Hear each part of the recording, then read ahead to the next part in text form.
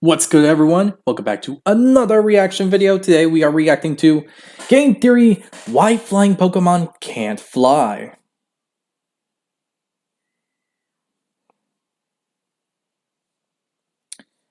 Yeah, I can understand where this is going, because there are cases where there's flying type Pokemon that can't learn some flying type moves. I think this was around the beginning of Pokemon involving the earlier generations.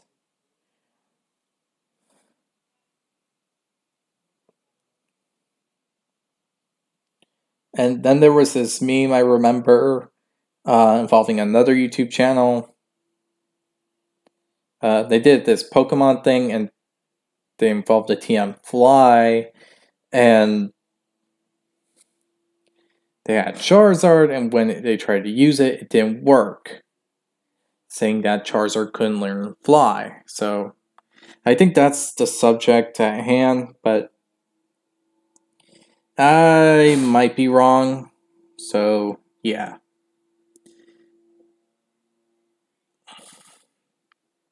Anyway, I hope you all enjoyed this video. If you did, hit the like button down below. Hit the subscribe button to support the channel, support the content provided. Hit the notification button to be notified immediately when a new video comes out. The link to this video will be down in the description below, so be sure to check it out and give Game Theory some love and support for the videos that they made. Other than that, let's get on to the video, shall we? All right, finally! I can't wait to hit the high seas! Ah, yeah! I'm king of the world!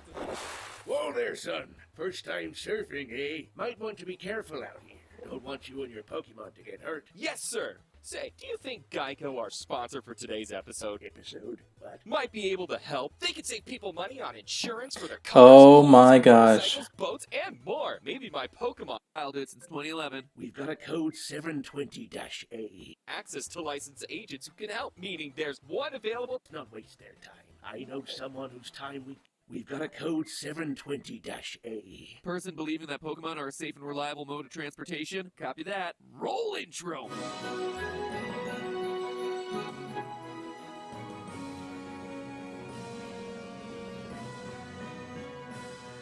Hello, Internet! Sorry, I try to figure that one out.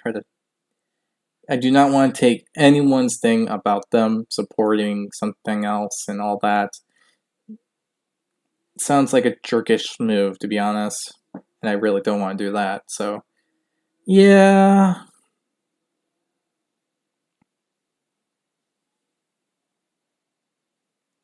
Welcome to Game Theory, the show where you just gotta catch 'em all the episodes, that is. How else are you gonna stay on top of FNAF lore, or the science of Mario, or whatever insanity the Dream SMP has going on this week? So one of the longest running discussions in the Pokemon franchise is with the move Fly. I mean, if YouTube had somehow existed back in 1999, I'd probably be doing a Gen 1 theory trying to come up with some ridiculous explanation for how Doduo can use Fly despite the fact that it has no wings.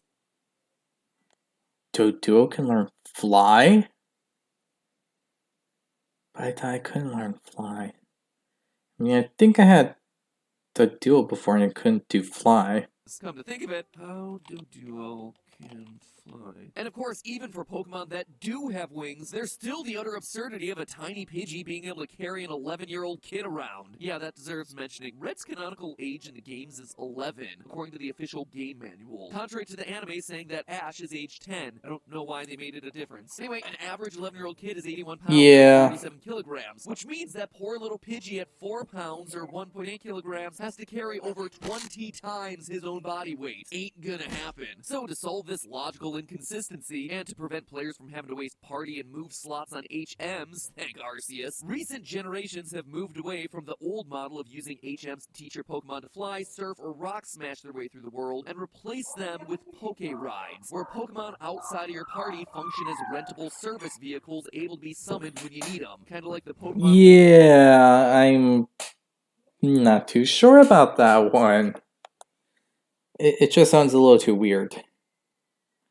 I'm still not used to it after Sun and Moon, so Yeah, it's something to really consider. World's equivalent of hiring an Uber. A Woober, I guess? In the case of flying, it started with the Charizard service, but in the latest gen, Sword and Shield, the entire region is covered by a flying taxi service of giant Corviknights who will carry you around in a cab like the world's scariest cable car. But does the world building here really hold up? Sure, a giant armored bird hauling you around makes a lot more sense than a 4-pound Pidgey, but would it actually work? I mean, this thing is holding up multiple people. We're shown both in the games and in the anime's Twilight Wings miniseries that the Sky Taxi has both a passenger and a human cabbie. Besides that, in the game we know that flying taxicab driver is a profession from the existence of the cabbie trainers who fittingly use all flying Pokemon. So could a Corviknight, based on the physical characteristics we know about it, actually carry that much weight? Or are we better sticking with our Charizard mounts like they do over in Alola? Probably the best way to start getting a handle on how much weight a bird can carry is to look at examples. In the real world, the record for weight carrying capacity is held by a bald eagle that managed to lift a deer that weighed 15 pounds, or 6.8 kilograms. Bird of prey? More like bird of prey that he doesn't see ya. You may have also seen videos of eagles trying to snatch up human kids, like a wedge-tailed eagle who became the subject of a viral photo when, according to the park, the eagle, quote, made contact with an audience member. Yep, sinking your 2-inch talons into a small child and calling it making contact. That, my friends,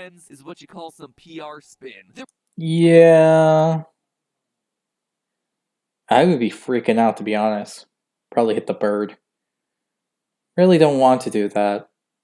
But I'd rather not get lifted off the ground to my probably unfortunate death.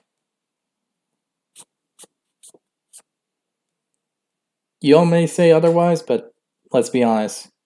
Would you want to be lifted off from the ground and then just have the potential of falling to your death or having some broken bones? No. Because I think it's pretty justifiable.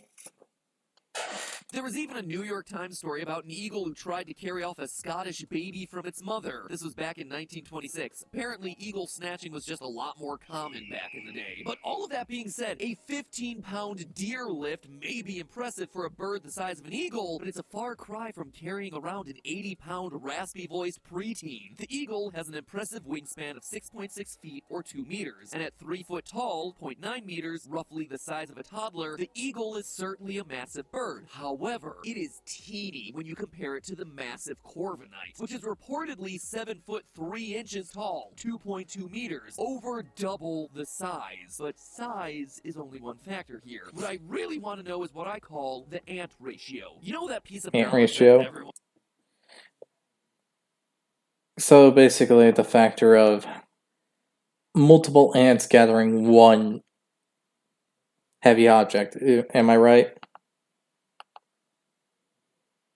One seems to have that ants are really small but can carry anywhere between 50 and 5,000 times their own body weight. Well, we want to know which birds are capable of doing similar feats. And when you look at it this way, the great horned owl is the winner, able to lift around twice its own weight. That's a bird with a 4.1 foot or 1.25 meter wingspan and weighing in at 5.5 pounds, 2.5 kilos, able to carry about 11 pounds or 5 kilos. So again, double its own weight. Looking at data from these and other birds, there seems to be a rough correlation that for every 1 foot of wingspan, a bird can carry around 4 pounds, including both the load it's carrying plus its own body weight. Or, if you use the much cooler metric system, it winds up being a ratio of 6 kg per meter of wing. But that doesn't quite tell us the full story because remember, birds generate lift by flapping their wings. Ergo, the larger the area of your wings, the more lift you generate. And if you double the length of a wing, you're probably also increasing its width as well. Remember, basic geometry tells us that if you double the dimensions of a square, you're actually quadrupling its area. What this tells us is that if Corviknight is 2.4 times the height and wingspan of a bald eagle, its wings aren't just 2.4 times as big, they're actually 5.76 times as big, and therefore capable of lifting 5.76 times as much weight. This means that if an eagle is capable of lifting 20 pounds, picking up a 15-pound deer plus its own body mass of 14 pounds, then a Corviknight should be able to lift a mass of, drumroll please,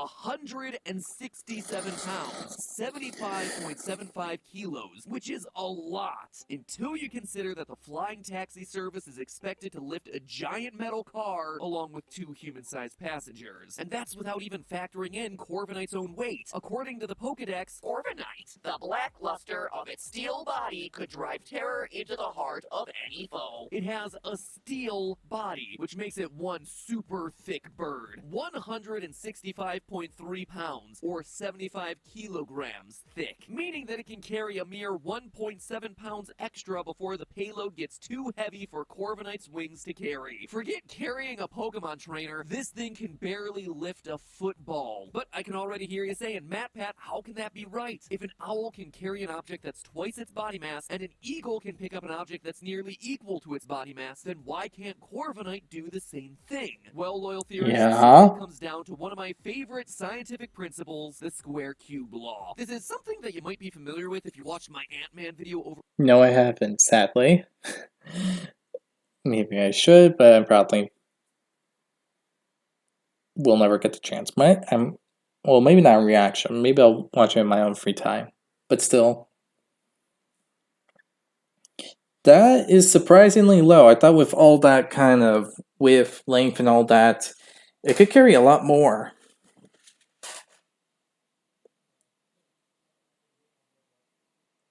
on Film Theory, where I explained that bigger That's isn't so always weird. better, and why he seems so clumsy when he blows himself up to be over 60 feet tall. I also mentioned it very briefly during my Godzilla vs. Kong episode a few weeks back, but here's the quick explanation. Earlier, we established that when you double the size of an object along a single dimension, you actually get quadruple the area. A 1 by 1 inch square increased to a 2 by 2 inch square will have an area of 4 square inches. However, while the area increases as the square of the length, the mass increases as the cube of the length, which is to say, a 1 by 1 by 1 inch cube increased to a 2 by 2 by 2 inch cube will suddenly have 8 times the volume and therefore 8 times the mass. What this means is that if you take a bird and double its wingspan, you're increasing the area of its wings and the weight that it can carry by a factor of 4, but you're also increasing the bird's weight by a factor of 8. The bigger the wings are, the more musculature the bird needs to be able to flap those wings, and the weight of the bird's own muscles increases faster than the weight the wings are able to carry, which is exactly what we're seeing happening with Corviknight, with a weight that is just at what it should be able to carry. So well done, Game Freak, on keeping scientifically accurate with your Pokemon, but also shame on you, Game Freak, for not keeping scientifically accurate with your Pokemon world. By the way, this also explains some basic facts about nature, like the reason why...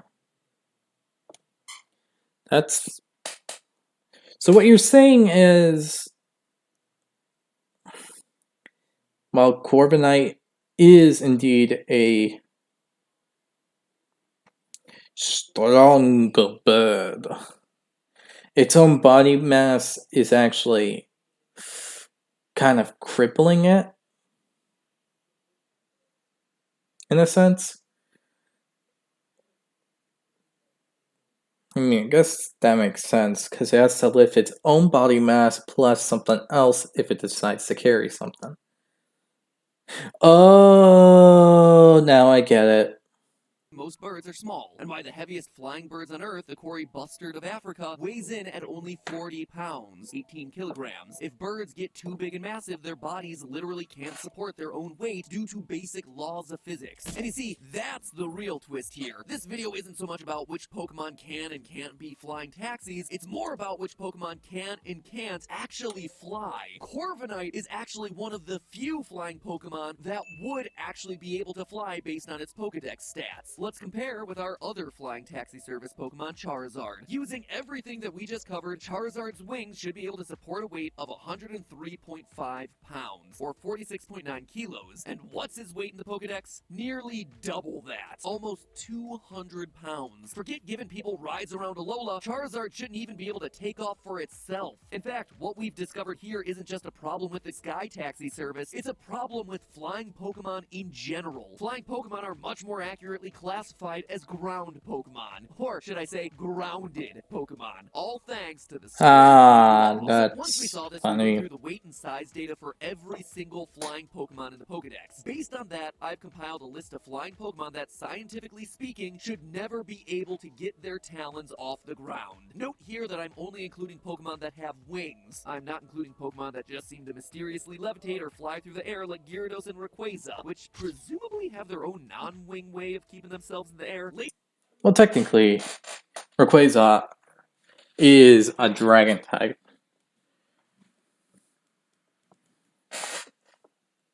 So maybe that has something to do with it. Plus, there is the fact that, actually, I'm kind of curious.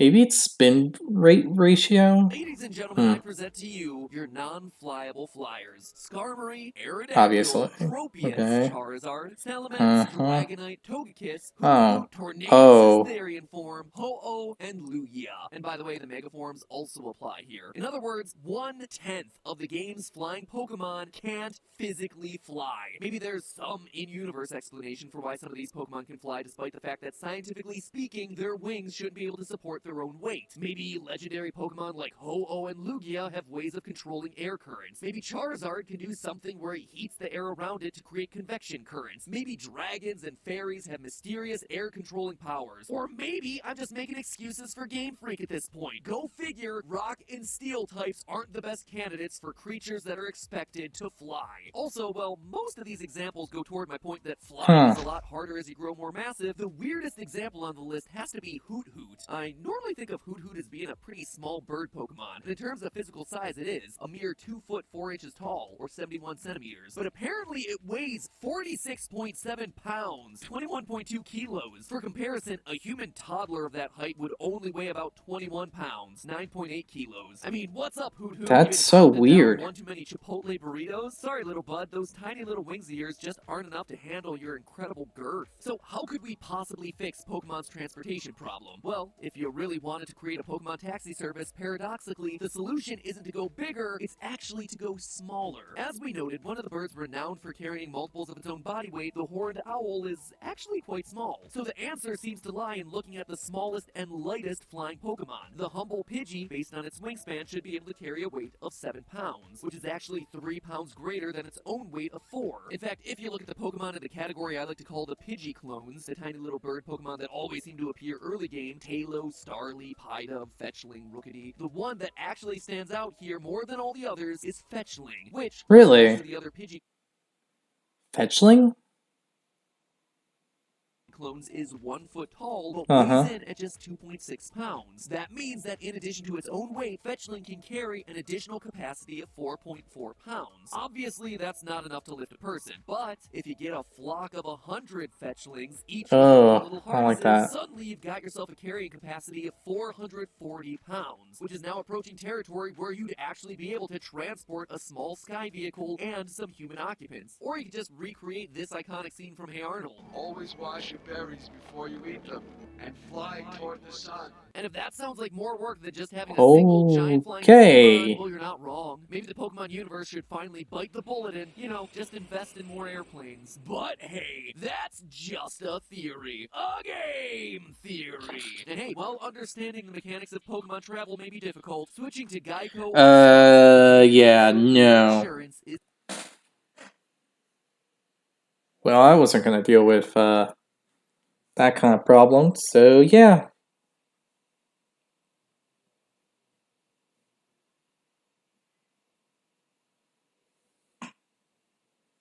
Not dealing with that.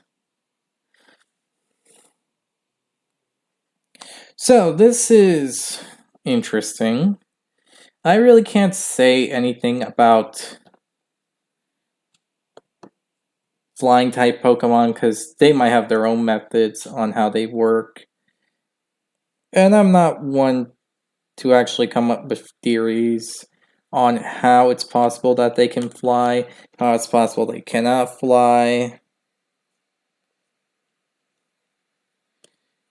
Because that will lead to a back and forth argument about questioning how this Pokemon could fly through, I don't know, this reason.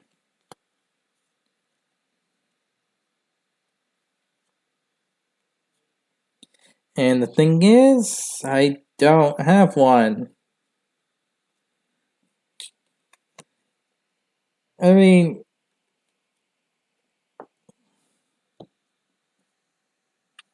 come on. It's not going to be like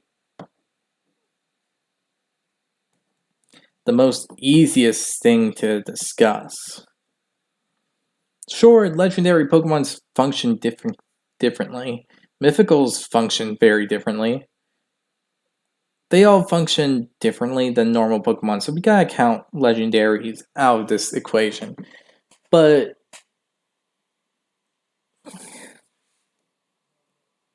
I think it's mainly that the Pokemon needs to train a whole lot. It has to keep like a certain training program to be able to lift and fly and all that.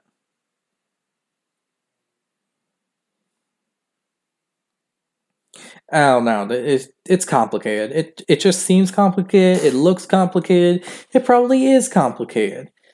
But that's really it. That's all I can really say about the matter, because trying to come up with a reason of how this works eludes me. So, yeah. Anyway, I hope you enjoyed this video. If you did, hit the like button down below. Hit the subscribe button. To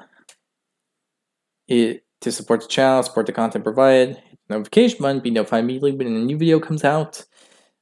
And in the comment section below, tell me how you think flying Pokemon that aren't supposed to fly can fly, because I don't know. I think they can. It's just more complicated than we think.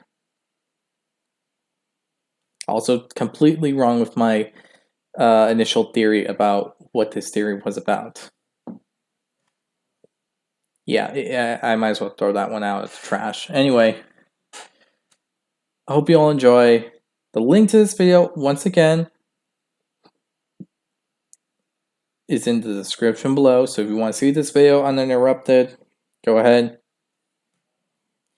But yeah, with all this said, I'll see you all next time. Bye!